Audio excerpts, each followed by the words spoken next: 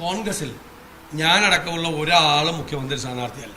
അതിന് കോൺഗ്രസിന് അതിൻ്റെതായ രീതിയുണ്ട്. പിന്നെ മുഖ്യമന്ത്രി എത്രയും തമാശ പറയരുത്. കാരണം 2006 നമുക്ക് ഓർമ്മയുണ്ട്. ആ VS അച്യുതാനന്ദന് സീറ്റ് കൊടുക്കാതിരിക്കാൻ ശ്രമിച്ച് അവസാനം VS അച്യുതാനന്ദൻ പോയി പോളിറ്റ് ബ്യൂറോയിൽ നിന്ന് സീറ്റും മേടിച്ചിട്ട് ഇവിടെ ലാൻഡ് ചെയ്ത് ഓർമ്മയുണ്ടല്ലോ VS അച്യുതാനന്ദൻ. എന്നിട്ട് അദ്ദേഹം മുഖ്യമന്ത്രിയായി. ആ 5 വർഷം നടന്നത് എന്താണെന്ന് നിങ്ങൾക്ക് എല്ലാവർക്കും അറിയാമല്ലോ.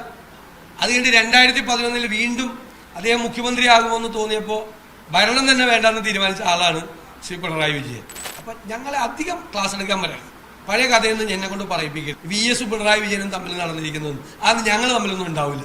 ഞങ്ങളിപ്പോൾ എല്ലാവരും കൂടി ഒറ്റക്കെട്ടായിട്ട് ഞങ്ങളുടെ പാർട്ടിയെയും മുന്നണിയെയും കേരളത്തിലെ അധികാരത്തിൽ തിരിച്ചുകൊണ്ടിരിക്കും. അതിനു വേണ്ടിയിട്ടുള്ള ശ്രമങ്ങളിലാണ് ഞങ്ങൾ ഇടപെട്ടിരിക്കുന്നത്. പുറത്ത് നിൽക്കുന്ന പാർട്ടിക്കും മുന്നണിക്കും പുറത്ത് നിൽക്കുന്ന ആർക്കും അതിൻ്റെ അകത്ത് അഭിപ്രായ പ്രകടനം നടത്തുന്നുണ്ട്. കോൺഗ്രസിലെ മുഖ്യമന്ത്രി കോൺഗ്രസ് തീരുമാനിക്കും.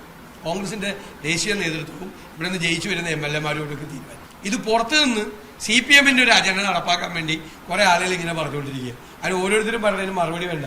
മുഖ്യമന്ത്രി പറഞ്ഞതിനാണ് ഞാൻ മറുപടി പറഞ്ഞത്. മുഖ്യമന്ത്രി അധികം തമാശ ഇക്കാര്യത്തെക്കുറിച്ച് പറയരുത്. അധികം തമാശ പറയുമ്പോൾ 2006 തമാശയും 2011 തമാശയും കൂടി ഞാനും തിരിച്ചു പറയും. ഒരു പൂ മാത്രം ചോദിച്ചു, ഒരു പൂക്കാലം നീ തന്നു. ഒരു പൂ മാത്രം ചോദിച്ചു, ഒരു പൂക്കാലം